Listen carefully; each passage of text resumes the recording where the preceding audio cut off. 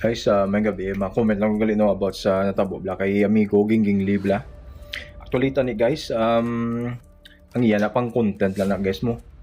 So kita nga street fighters nagahatag man tatani sa mayong hampang para makalantaw mga mubla, makalantaw man tanan sa mayong hampang bla sa tananaw.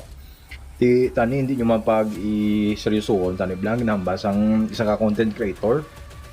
Actually social media ni guys mo pa-hype lang na actually para damo ang followers kag madamo ang views kag para malipay man kita social media bay kag entertainment ni guys tani hindi nyo man pagseryosoon ganto abla na tabo to sa aton nga amigo gin hospital gid na nagading yang Ilonggo gin way ta kabalo ba sige lampusan or gin sumbag ito tutudo na sungi gid sa nakakasing na dio gin kwan gid guys gin tahi gito mapaway pa na sa pila ka bulan mag-usa mga sparring liwat guys.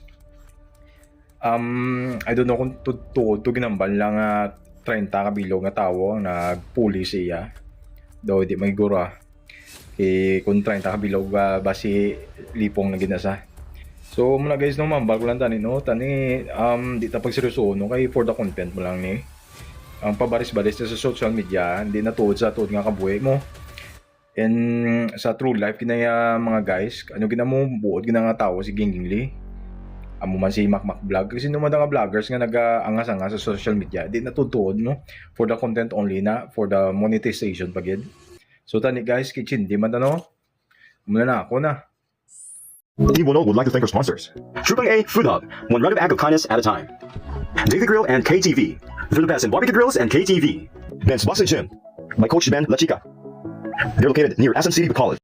D Craft Salon by Junior Ray is Austin Ulis.